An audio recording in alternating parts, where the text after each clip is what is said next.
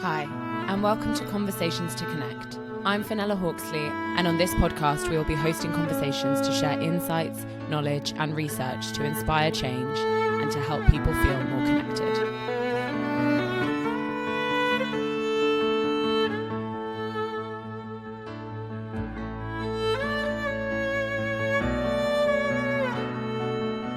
On today's episode, I am joined by Nova Reid.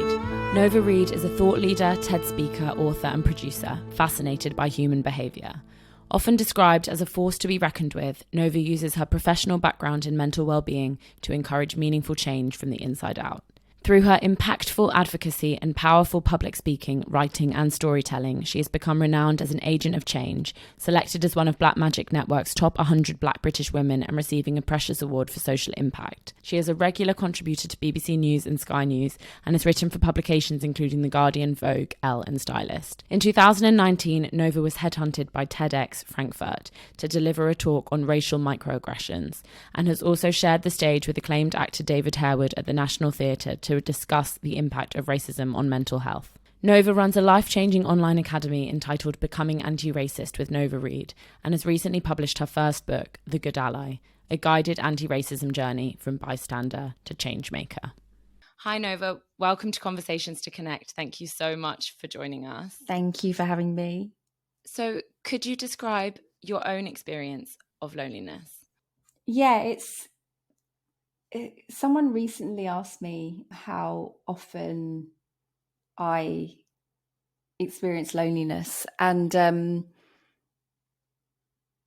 it's almost every day.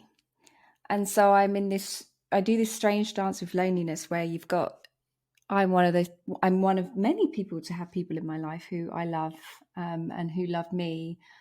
And there's this strange dance I do as somebody, as a public figure, I say with inverted commas, whatever that means, but somebody to have, hundreds, sixties of thousands and hundreds of thousands of followers of you and your work, and to regularly experience this enduring feelings of loneliness. And what I found from speaking more about it, and one of the reasons that I haven't and many others don't speak about it, is because I think you're expected to,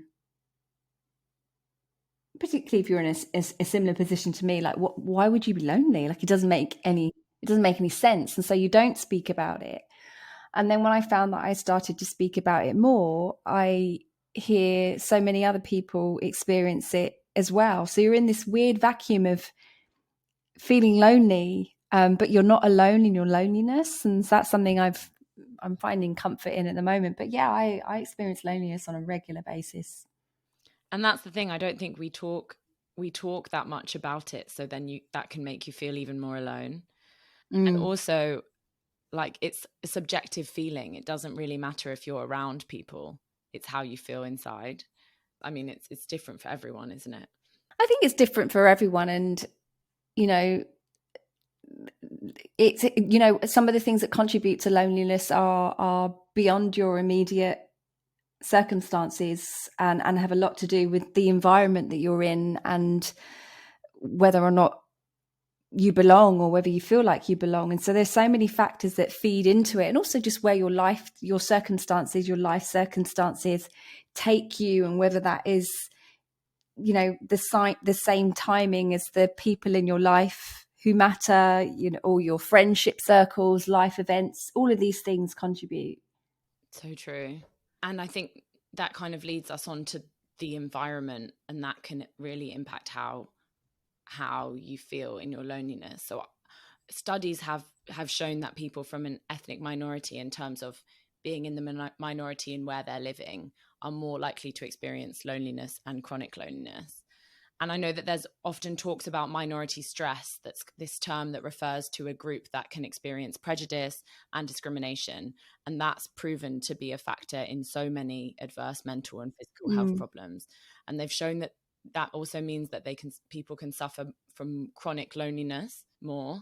I wanted to ask, because I know you have experience working in mental health, what can you see as the impact of racism on health? Racism impacts every single system in your body: nervous system, gynecology, blood pressure, everything, mental health, reproductive system. It affect trauma. Let me be specific. So experiencing racism is trauma. There is lots of research and data and studies that have shown us that experiencing racism and being exposed to racial stress on a regular basis can show up in Black bodies in particular as trauma. And so trauma impacts every single system in your body, from your digestive system, reproductive. And so, it's no surprise that we see disproportionate outcomes with healthcare when it comes to people who are Black being hyper exposed to this ongoing racial stress, and it's showing up as weathering in the body. There are studies that show experiencing regular racial stress can show up in the brain pattern in the same way as war veterans who served in war. Impacting reproductive system, I don't have the stats in front of me, but there was one that came out, I believe earlier this year, 23, that I think 60% around, please double check this, around 60% of Black women have uterine fibroids, so tumours in their womb.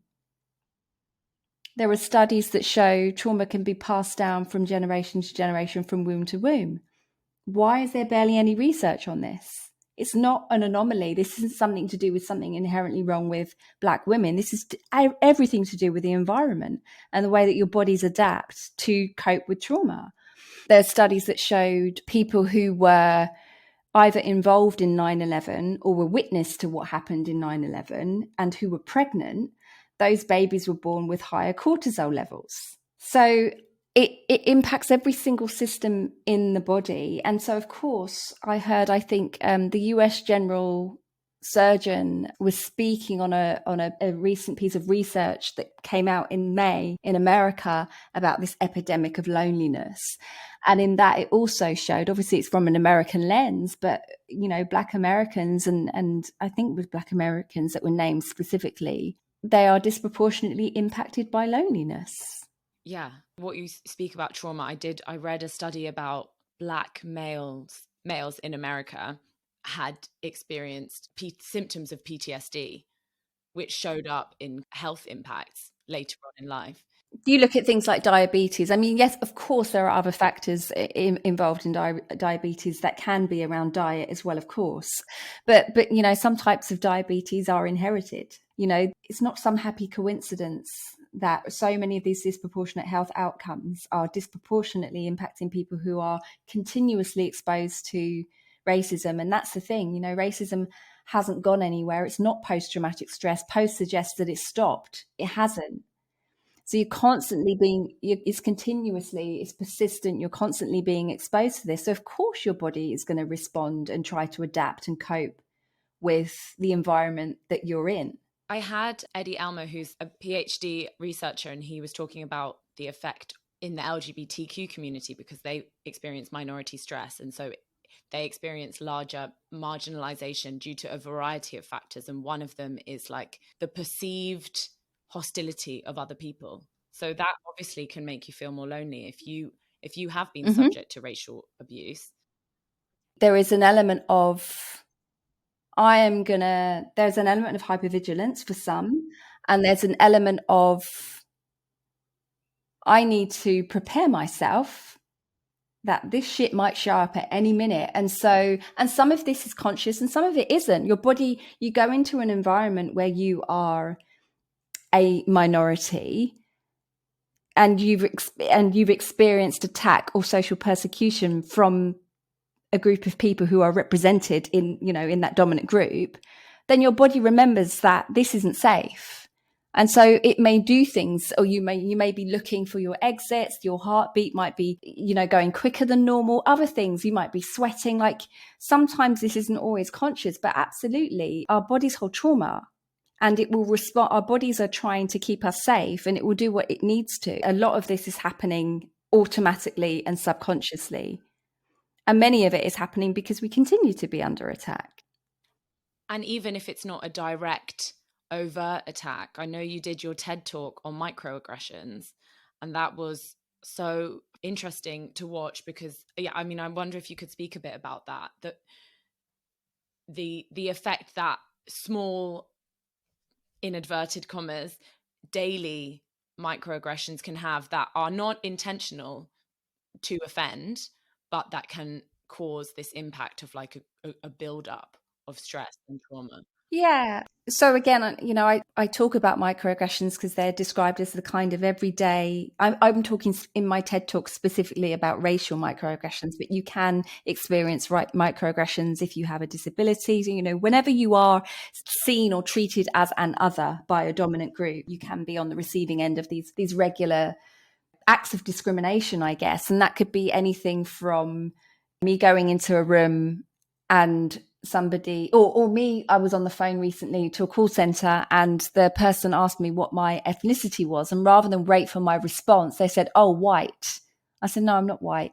So they were making an assumption about my identity based on how I sound and based on whatever biases they have about who speaks English like this. And it could be anything from that. It could be the regular being questioned where I'm from, when I've answered that I'm British, but because my skin is black, people are like, no, where are you really from? Britain, Hertfordshire.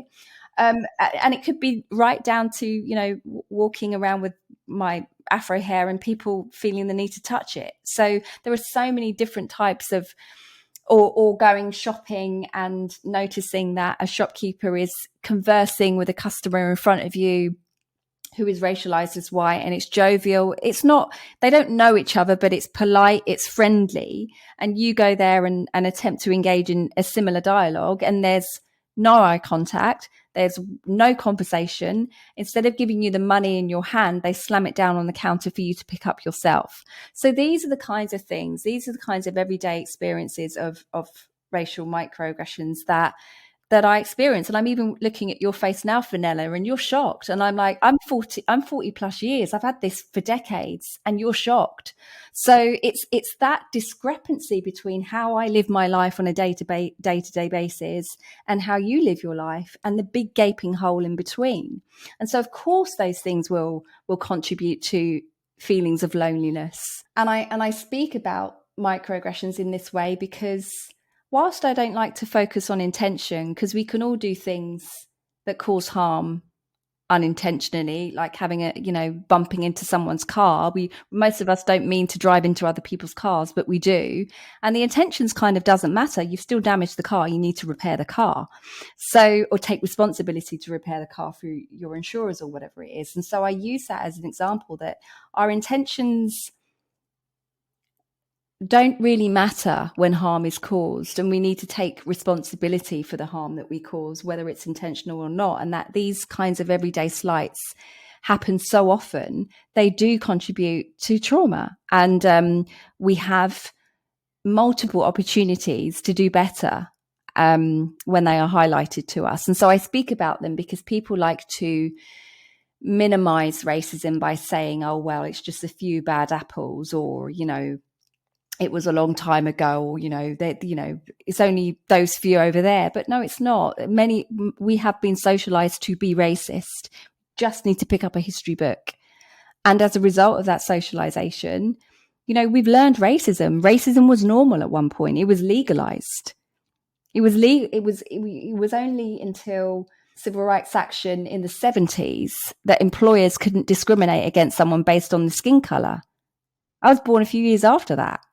Like, you don't just suddenly forget racist programming because some laws have changed. It's embedded in how we treat one another. And so focusing on microaggressions was a really important way to help people understand that whether you intend to or not, it can have impact, and here's some things you can do about it. Did you say it was like 1,000 paper cuts? I can't recall who this is attributed to, but somebody said, I want to say Maya Angelou, but I can't remember, like death by 1,000 paper cuts. So you consider getting one paper cut, it stings, it's a little bit painful in a moment, and then you can kind of get on with your day. But if you have paper cut after paper cut after paper cut after paper cut, that's painful. that could be infected. That could stop you from getting on with your day-to-day activities. So yeah, it's the build-up of microaggressions and the regular exposure to them that causes more harm, or can cause more harm than one singular overt act of hate. And what about the impact of microaggressions on health? So it's similar to what I said before. There's studies that show up in the brain as PTSD in the same way that war veterans can. Blood pressure, reproductive systems, cardiovascular, it impacts every single system in the body. And I think, especially in the UK, this is something that, I mean, it's a topic that's so relevant given the amount of studies that have come out about various different institutions that we deem safe, or that we would deem where we need to go to for safety, aka the NHS or the Met Police or even the fire brigade. These are institutions that are meant to help us into safety, but recent reports have shown that they are unsafe and that they are racist. And so when I say unsafe, I mean when they are an unsafe environment. No, I don't think you need to caveat that. They are unsafe. So you would say, you know, we would go to the police for safety. I would never go to the police for safety. I'm a Black woman. There is so much dehumanization and mistreatment that has been enduring for decades and decades and decades between the Black community and the police here in Britain. And so I remember when the horrific murder of Sarah Everard happened, there was all this nonsense that the government was recommending about flagging down a bus, you know, in case somebody doesn't feel safe with a police officer, flagging down a bus. And I'm like, I just like, we've got an issue with the institution. Like, and you're recommending that we flag down a bus. Like, it's rotten to the core. We need to look at what's going on within this institution and what has been going on in that institution for decades and being ignored, because the majority of people who were being harmed by the police had Black skin and not white, and therefore not much was done about it.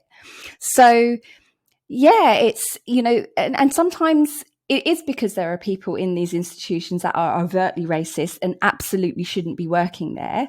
And other times it's because you've got people who have learned racist behaviors and racist attitudes and don't necessarily know that they're racist behaviors or attitudes, but that are impacting outcomes. I'll give you a couple of examples. I recently took part in a report looking at in healthcare, and we were investigating why Black women at the time were 4 to 5 times more likely to die in childbirth. And we were doing that through, you know, diving through research, interviewing lots of people clinicians who work in the sector, as well as patients who've accessed the service and so forth. And it was a year-long human rights inquiry with human rights lawyers, and very robust. And, you know, clearly, you know, there was institutional racism, systemic racism, left, right, and center. And one of those is that there was a myth and the belief that Black people have thicker skin and can therefore withstand more pain. So how does that translate on a maternity ward? A Black woman asking for pain medication and not receiving it, or being the last on the ward to receive it, being ignored, that then turning into an infection that could have been controlled, turning into sepsis.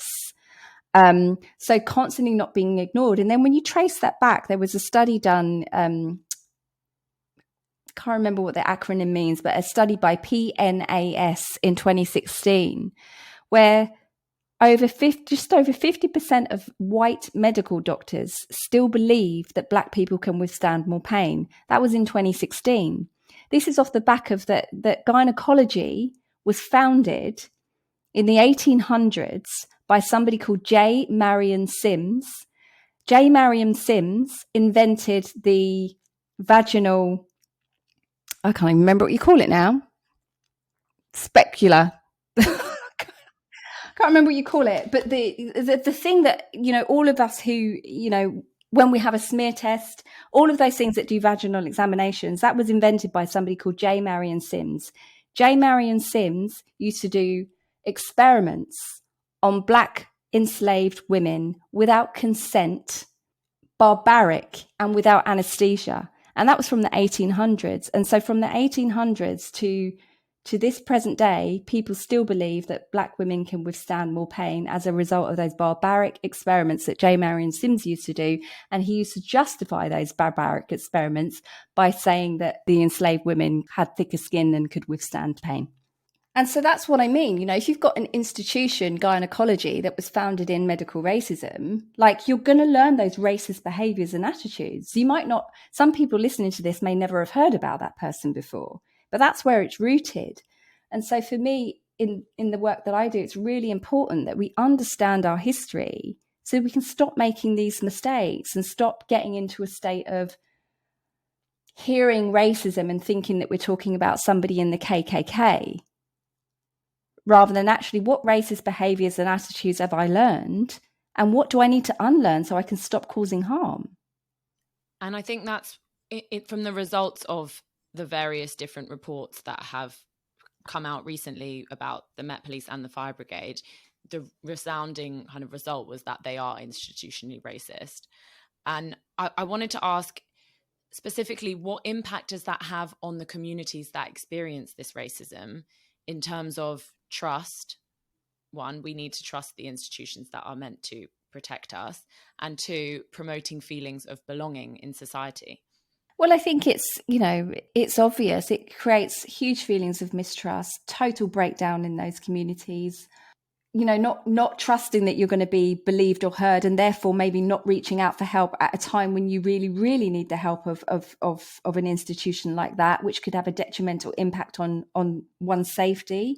In terms of healthcare, I've written about some of this in The Good Ally, but some people wouldn't reach out for help or support from medical services through fear of not being believed or being discriminated against and not being treated with dignity. And this goes across the board, not just with Black folk, but people who may also be in queer communities or disabled, not reaching out for help when you need medical attention because you believe and have probably experienced dehumanizing treatment previously. And so therefore potentially ending up very well or not getting the treatment that you deserve and need. So it has a detrimental impact on outcomes, and, you know, can lead to huge isolation, not just of individuals, but entire communities. And I think it goes back to the loneliness point, because if you don't feel like you belong in a society, or if you don't feel like you can trust the institutions that kind of hold up a society, then that can make you feel very alone. It's very isolating. It's very what I call othering. It's very othering. And, you know, there'll be plenty of people who, you know, you kind of suck it up and you contact them because they're who you need to contact. Or, you know, for others, it might be, you know, finding a really good doctor or finding a named contact at a local police station where you're able to have started to develop trust. Or it might, you know, some of that is happening because these institutions recognize they need to do work to build repair and trust within communities, and so actively do outreach work, but many don't. And then the onus is left on you, which is also very isolating. I was at the Radiate Festival in Burgess Park this weekend, and they had a have a cuppa with a copper and football games with the police. So that's, I guess, an example of kind of community, trying to build community. I wanted to ask you as well, so when did you first get the idea to write The Good Ally? Yeah, I often talk about this with some of my peers who are activists and do some kind of social justice work. And we all end up doing social justice work because we, or people that we care about close to us, have experienced some kind of social persecution. And so, I don't choose to spend my days dealing with racism, because sometimes it's harmful to me. I'm not immune. Just because I understand human behavior and I understand where so much of this is coming from, it doesn't mean that I'm not immune to being harmed by it. So I'm often asked this question, and the truth is I was delivering a workshop to a creative agency about race inclusion, and somebody in the room was listening to me talk, happened to be a literary agent, and they said, have you ever thought about turning your workshop into a book? And I said, no, I can't imagine I can't think of anything more dull personally, so no. And she said, well, I think it's amazing, what you do is great, and just think about it. And so I did, and I started to write in a way where it felt like me, and there was some playfulness in there was some real truth, there was I wanted to make the subject human, because I think the essence of being on the receiving end of racism, and also loneliness, I think is quite dehumanizing. We were made to feel like the issue is with us, when actually there are many issues that we're experiencing that are very normal human experiences. And so to me, it's very important to humanize the subject matter for me being on the receiving end of racism, and also people who want to understand how to better support and also unlearn any racist behaviors or racist attitudes that they have learned. And so I just added me to it, and I made it's narrative nonfiction, so it's a little bit autobiographical. I share a lot more of me than I intended, but it felt an integrity to do that. It humanized it rather than just have me dictate. And I sent it back to her, the literary agent, and she said, this is amazing. That was back in 2018. And she said, I think we can get you a deal. And I said, okay then. And so we did. And for those people who haven't read The Good Ally, I recommend it's a really important read. And I think it explains a lot of what we're talking about as well, in terms of impact of racism on health, but also how ingrained racism is in society. And until we acknowledge that, it's hard to move forward. It's impossible to move forward. You just can't. You can't, like, human beings are designed to evolve. We'll just keep repeating these cycles and patterns of behavior in slightly different formats until we address it. On the last podcast episode, I had two friends come on. They founded a business, 112. So G is Asian and Hannah is a Black woman. Hannah spoke about like these diversity and inclusion workshops that aren't working. I hate the term diversity and inclusion. And I say that as somebody who used to navigate that industry. I say that as someone who's been there and done it. But I'm like, right, if we can't even have a conversation about what we're diversifying from, like, what are we, okay, diversity, what are we diversifying from? We're diversifying from whiteness. We're diversifying from white people. We're diversifying from able-bodied people. We're diversifying from heterosexual people. So if we can't even name what it is that we're diversifying from, how are we going to address it? And I remember there were moments where they'd have all these initiatives.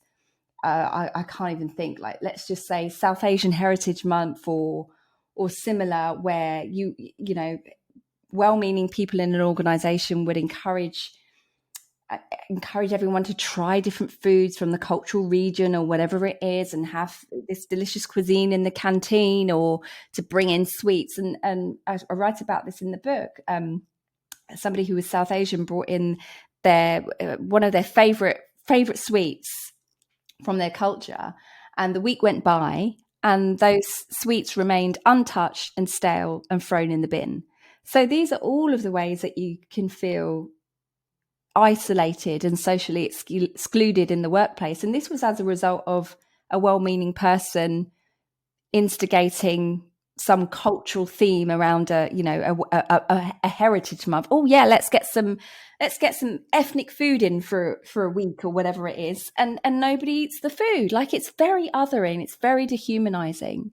Instead of the word diversity and inclusion, what would you rather? Well, what is it that you're addressing? If you're addressing homophobia in the workplace, let's talk about homophobia. If you're addressing racism in the workplace, let's talk about racism or white supremacy. If the issue is Trans Awareness Month, then let's talk about transphobia. Like, we have to name what it is that we are trying to address. If we can't name it, we can't even address it. Can you imagine going to the doctors and just talking around the subject?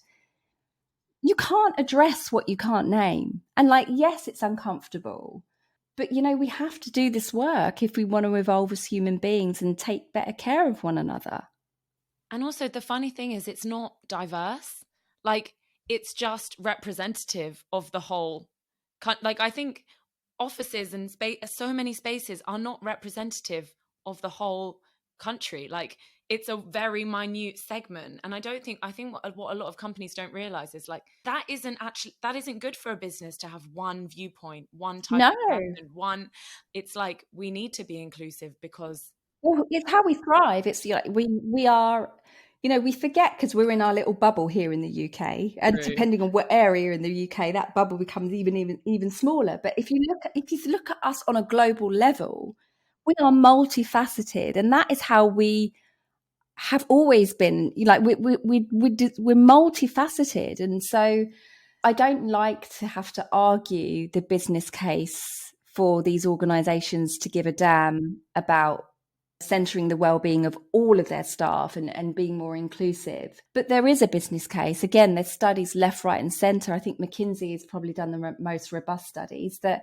a diverse, I say in inverted commas because I hate the word, workforce, you're going to generate more income. You're going to bring more revenue into your business. You're going to innovate more. You're going to be more effective in how you create. So there's a business case as well, but you shouldn't. I believe you shouldn't need a business case to just treat each other as better human beings. Like, why are we not doing that already? Healthy, happy human beings have a direct impact into every single institution or environment we have contact with. True. I feel like, unfortunately, the focus in so many places is profit and business over well-being. I tended to talk by someone and she was like, I realized that shouting at people about how they were just sitting eating caviar and not caring about the world's problems didn't help. So I needed to translate it into their world. Into their language. She was like, yeah, it will boost your business. I mean, I get it. And I think it's a great shame. I think we've become really, really disconnected from our humanity, and actually that is a dangerous place to be, because being disconnected from our humanity and losing the ability to empathize with people who are different to us is the ingredients for every single human rights crisis that's happened historically, from the transatlantic slave trade to the Holocaust, to these horrible human genocides that we see. The key ingredient there is to dehumanize someone, make someone less human, and lose empathy for them. So I think it's dangerous. No, it's true. And collectively as a society, there's been studies, and I'm talking about the UK, but I know that this is a problem in other developed countries, that we are becoming more and more disconnected. We are becoming more and more lonely, and we are deprioritizing the things that make us human. Yes. Like relationships, bonding, empathizing, meeting, having conversations with strangers, being in nature, even being connected to food we eat, all these things. And we prioritize kind of convenience over perhaps something that might take longer, but that will actually connect us more with other people and with the world that we're in. Yeah, there's so much, we're designed to be in connection with one another. Like it's a fundamental core part of our ability to survive as human beings, is being in connection with one another. Like we need it, we crave it. But unfortunately, I think what often happens is we find ways to connect in either a superficial way, so cue social media. And I'm not saying that there aren't instigators for meaningful connection, but they are superficial ways to connect, or unhealthy ways to connect, where we gather online to collectively hate about someone or a group of people. But what's driving that is that ability to connect. And it's the same with people who are in right-wing groups. They're driven because they want to connect. It's the same thing. Yeah. Did you see the Louis Theroux documentary about neo-Nazism? I think I did, but it would have been quite some time ago. You see the fun viewing I spend my time on. Yeah, I know. I mean, to be honest, now I'm just like, I'm just going to watch like Queer Eye because it really makes me happy. Oh, you definitely need balance. Like, to me, like I'm really fascinated. I'm really fascinated by humans and human behavior, and obviously I include myself in that. And so I do find myself watching some of these, documentaries, because I'm trying to find there's a connection. Like they're not monsters. They're other human beings. They're somebody's father. They're somebody's husband. They could be somebody that you work with. And I'm trying to find a thread. Like what is it that, tips somebody over the edge to want to, turn their hatred into a physical act of harm, or to join a cult, or I'm interested in all of that. So I do find myself watching these dark documentaries, but, there is balance. I have Coming to America playing a lot. Yeah, yoga, meditation. But no, on one of the women who joined the neo-Nazi group, I think she was born into a very Christian family. She was a lesbian. She was like rejected from her family. And I think in a lot of these cults, in a lot of even, these extreme right-wing groups, it is like, even sometimes in gangs, it's a search to belong somewhere. And we all, I had my granddad actually on here a couple of weeks ago, and he said that's a human basic need, to feel like you belong. It is. And that's to me the element of like, we've lost, some of us more so than others have lost our, we're becoming disconnected to our humanity. And that's why I say that's a dangerous place to be, because it's when we start othering each other and putting, people in camps, in terms of those people over there, or, you Brexiteers, or this, that, and the other. You start to dehumanize, and those are the key ingredients that allow some of these horrible human rights atrocities to happen. And we do it to each other. But that innate need to connect, if we strip back, whatever values somebody in a far right group has, they want to connect. They want to belong. They want to be a part of something. They're feeding some kind of unmet need, and a lot of that is about rejection in other settings. And I think it's easier to do that, like to other a certain group of people, if you don't have direct contact with that group of people. So like you said, if we're all in bubbles, like who is that wonderful man who basically used to go to KKK meetings, and he made friends with the leader of the KKK, and eventually he quit? I love that story. Daryl Davis. Yeah.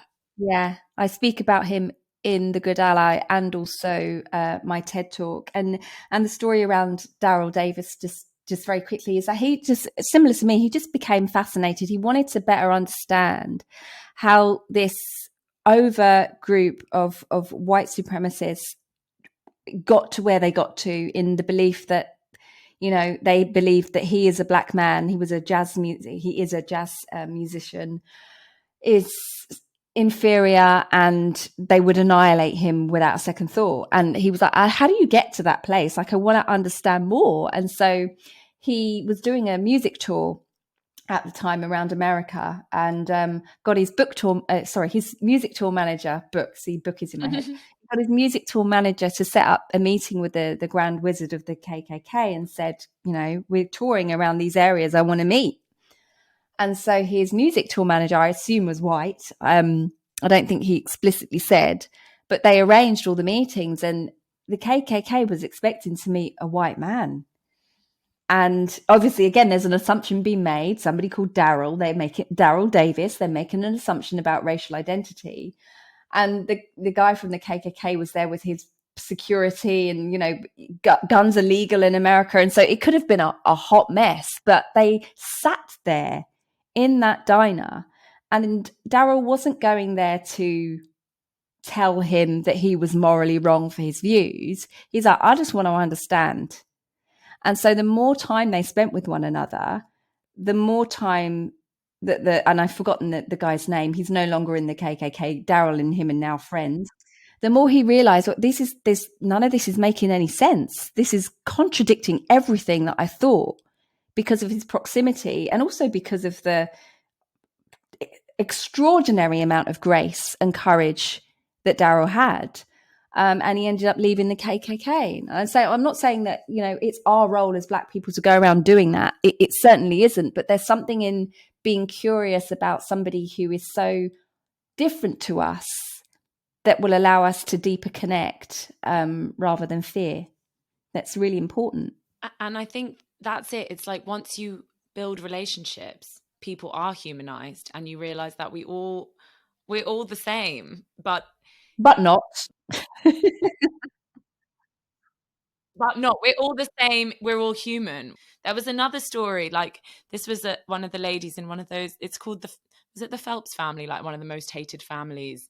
Yeah, that I write about. I believe it's Megan that I write about in my book. So I can't remember the cult that it was definitely a cult that they were part of. Very, very extreme in their thinking, and just anti-human. They're anti-Jewish, anti-Black, anti-war, anti Anti everything, yeah, just anti-human. I couldn't think of a group that they weren't anti, actually.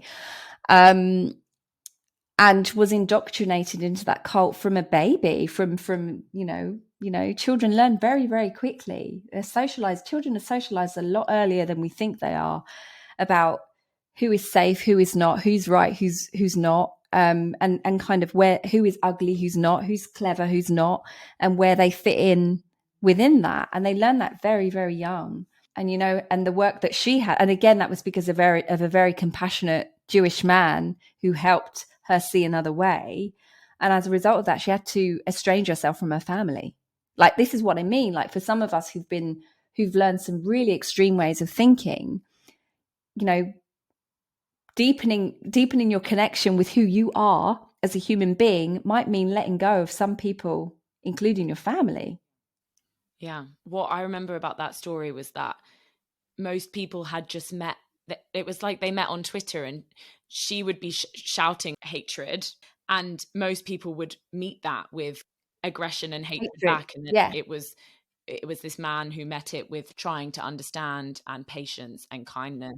He met it with curiosity again, and it wasn't. He certainly wasn't colluding with her anti-human behavior, shall I call it. He wasn't colluding at all, but he was contesting what she was saying with fact. Well, have you thought about this? How about you go away and read that, and then let's come together again? Like, it requires it requires a lot of labor, and you're not going to be able to do that for every single person, but there is a lot of power in curiosity. And also there would have been something within Megan where she's, had the curiosity to think about something beyond the life and the experience that she was living, that actually there's more to this, or things aren't making sense. So, yeah. I worry sometimes that it's easy, especially on social media and in the lives we live, to live in bubbles of the same thinking. Well, I think I don't want to blame social media, because we've got autonomy. We have autonomy over what we choose to read and what we choose to engage with. Like, I will actively go and watch documentaries about neo-Nazis because I'm trying to understand the behavior. Like, I don't just watch things that make me feel good. Yeah. Like, you see what I mean? We have choice, and we can look at things that are different to our own opinions, so that we can expand our knowledge, or maybe affirm our values, or whatever it is. We have choice. And so I don't want to completely blame social media, because I think, again, we're really good at abdicating responsibility for our own growth, or for our own learning, or betterment of self. But there are things that social media does. It learns what you like. So, of course, it's going to start throwing up articles or tweets from people who are similar, because just like, a Spotify playlist, once you start listening to music and you rewind it and you press the heart button, it's like, oh, Nova likes that kind of music, so I'm going to keep showing that kind of music up in her playlist recommendation. So it learns what you like. So I think it is important for us to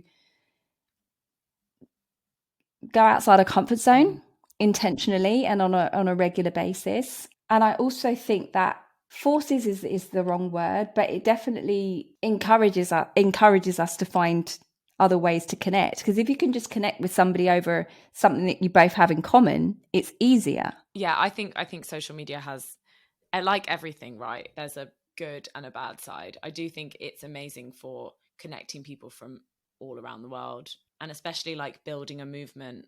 Yeah, I remember having a conversation recently with some other key people who were prominent civil rights, responsible for civil rights action here in the UK, who were still very much with us and now entering their 70s, 80s.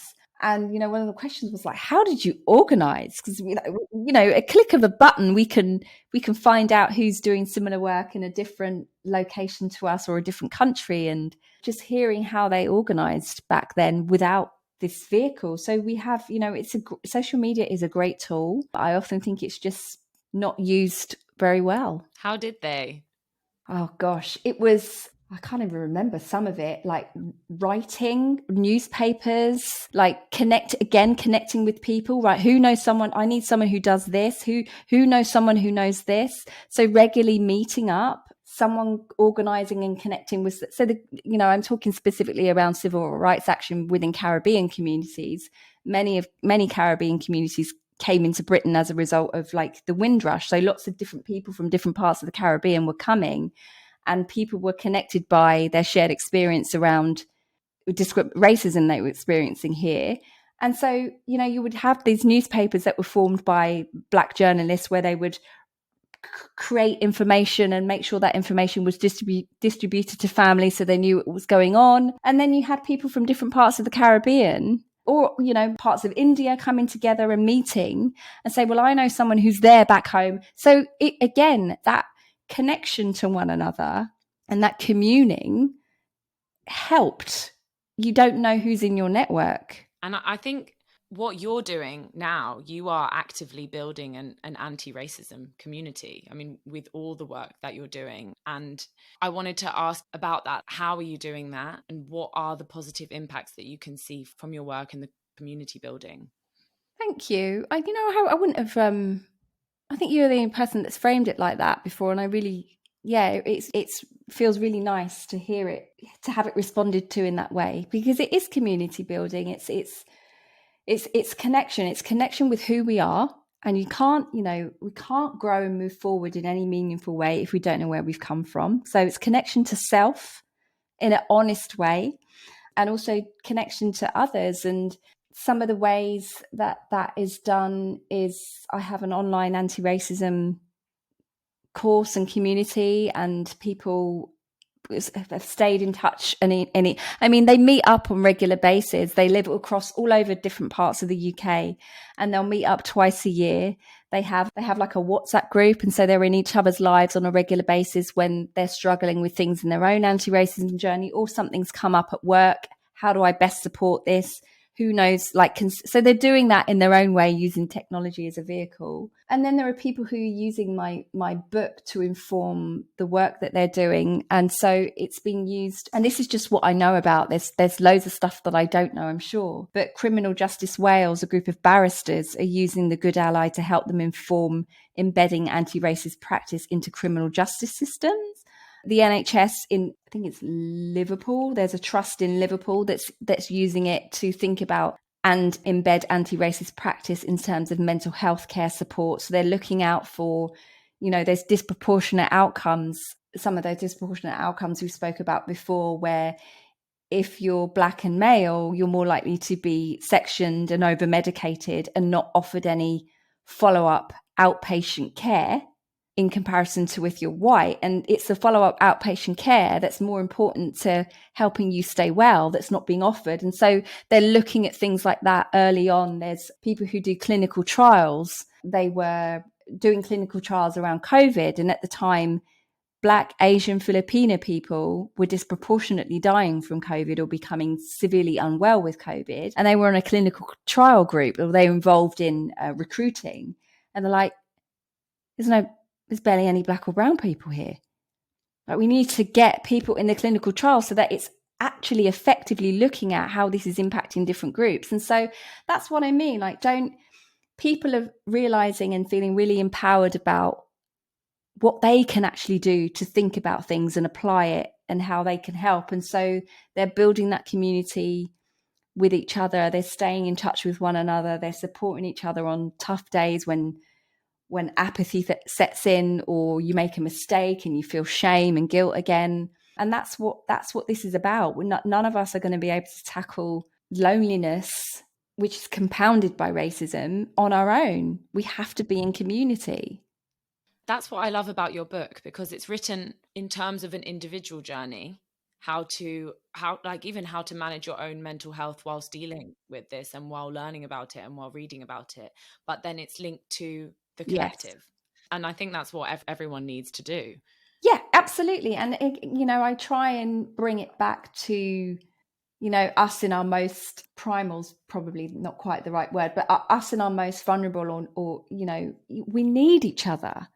Like, we feel, and also one of the reasons why people can feel so despairing with tackling social injustice in whatever guise it shows up is because you can feel like you got the weight of the world on your shoulders and you've got to figure it all out on your own. No, There's plenty of us here who can do a little bit.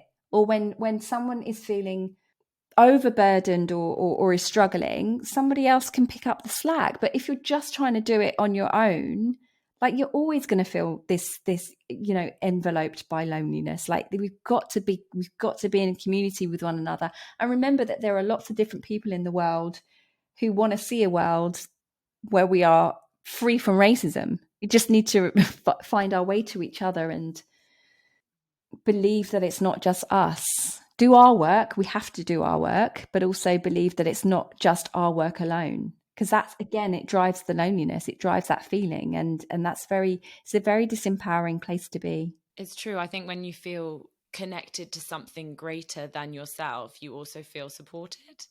Yeah, for sure. Like, I wouldn't call myself religious, but I'm very spiritual, and I'm part of a Buddhist community online, and we regularly practice meditation. I try and meditate in community. Don't do it on my own. I meditate in community.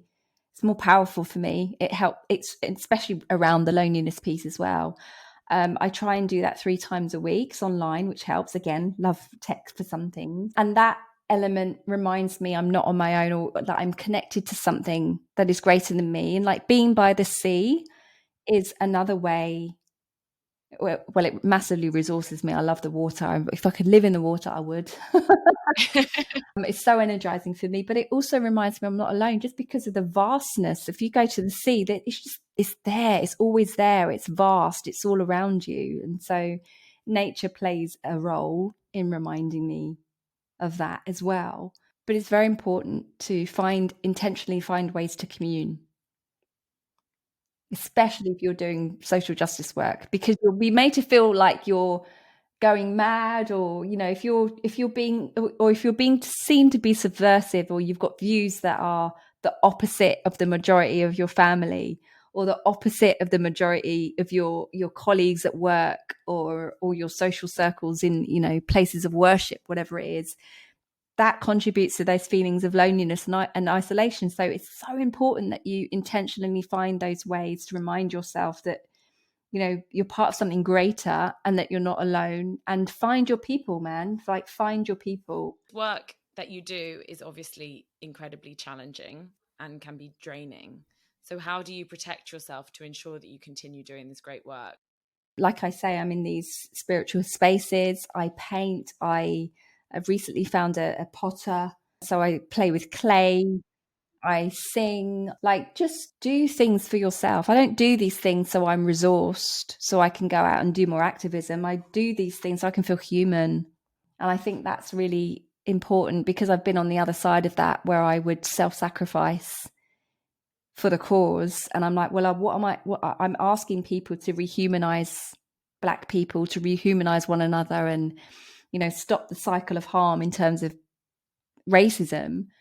And me treating my body like a machine is the opposite of that. So I have to be very careful and boundaried around that. And I do things that are just for me, like remind me that I'm a human being beyond being an activist, or beyond these other things that get in the way of me just living my life in peace.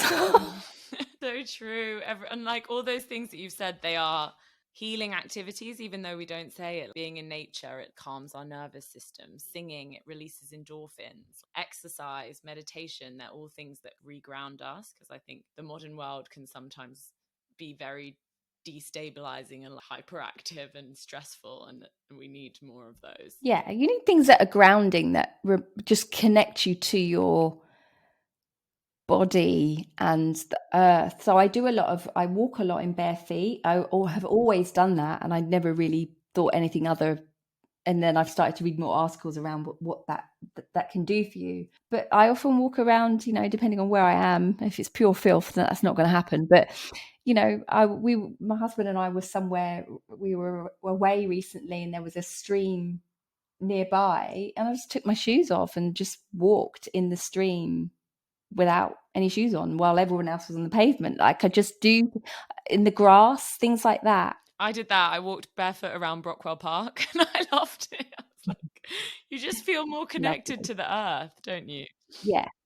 Just more connected to yourself as well. So this question is quite a big one, and I'm not expecting you to answer it all, but how can we collectively heal and create a positive and equal society for everyone and for future generations? I feel like I've given tidbits of that throughout this, and I think if you experience loneliness, there's I think naming that you're lonely is really important. Like, I'm really lonely, and naming that with yourself first, or naming it with someone you trust, sometimes takes away the overwhelming power of it. And then really thinking about, okay, what are some things that I am in control of that can make me feel less lonely? And I apply that with everything. Like, sometimes if I'm feeling shame as well, okay, I'm struggling with shame today. What do I need? And sometimes that is going for a swim, sometimes, and being underwater and not being with any human beings, or being with my cat. Or sometimes that might be, you know what? Let me contact a friend who I know who can just hold space for me. They're not going to try and make me feel better. They're just going to hear me. So having those, learning to understand what it is that you need in moments that feel quite despairing can feel really empowering. Like, what do I need right now? Like, yes, this feeling of X, Y, and Z is really overbearing. What do I need? What will be a comfort for me right now? What will feel soothing? What will feel loving? Like, just learning how to name what you need firstly, and then get it. Prioritizing things that we think aren't important. Like I said, I sing and I paint, and it can feel really difficult to do those things when you're pressured by money, or when you're worrying about when your next paycheck may be coming in, or something like that, or when a relative who you love is going through an illness, and when you're dealing with bereavement and grief. Like, I that is the time when you don't want to do any of that stuff, or you feel like it's so unimportant, but actually it's when it's most important, because it helps keep you well. Even if it's just 5 minutes a day of drawing something in a little notebook that you carry around with you, or writing a poem, or journaling on how you're like something to connect you to who you are, and doing that when it feels harder to do is more important. And I think just building community, like intentionally building community, intentionally building relationships with people. Someone once wrote me a letter, and they sealed it with wax. It was like, I feel like there was calligraphy on the envelope and everything. Like, it was so considered. And I opened it, and like, it was so lovely, because I don't get anything in the post other than bloody bills or junk mail. And I opened it, and like, it was just so grounding and moving, just going through that experience of opening it and then discovering who it was from. And I asked them, like, what led you to do that? I found it was beautiful. And they said, I just want to take the time to be intentional with the connections that I'm making with people, to let them know how I feel about them. And that, you doing that for someone and then receiving that has a positive impact on both of your well-being. So just intentionally building connection with people beyond sending a text message. And obviously that will depend on your capacity, right? But those meaningful ways to connect and sustain connection with one another is just so vital for our well-being and our ability to survive. So true. We end on 2 questions, which are, when did you last feel lonely? And what advice would you give to help someone feel more connected? But I feel like We've done it. you've answered that. Yeah. Yeah. Because, yeah, that's beautiful. And we all need to be sending beautiful calligraphy letters to our loved ones. Maybe not calligraphy, but there's something in the handwritten letter. And as a result of receiving that for myself, I recently handwrote a couple of letters to some colleagues of mine in America who've just been, so supportive of me recently. And so, I did that because I received that, and now they were really moved by it. Like, it's just, how do we build meaningful connection and community with one another and find a way to sustain it? I'm not saying it needs to be every week or every month, but maybe every month, maybe every 2 months, maybe every 3 months, just intentional. Less random memes. Yeah, let's, depending on who it is, but just considered intentional building connection is necessary. And so what are your next steps? I don't know, I'm kind of in this season where I'm going with the flow. I'm really enjoying that. I'm really enjoying going with the flow. So that's where I'm going upstream. Exciting. I'm going upstream. I mean, when some people say they're going with the flow, that will mean they've got a very chilled year ahead of them, but I really don't think that'll be the case for you. Well, it's not, I wouldn't say it's a very chilled year, but it is definitely slower than it has been in the past 2 years. And whilst there's some trepidation about, the impact of that financially, because there is one, I'm actually feeling very grounded and trusting that what is meant to emerge will emerge, and I'm just going with the flow. So yeah, I've done a lot of labor. So exciting. Yeah. Well, thank you so much for this conversation. It has been very insightful and wonderful to talk to you. You're very welcome. Thanks for having me. Thank you.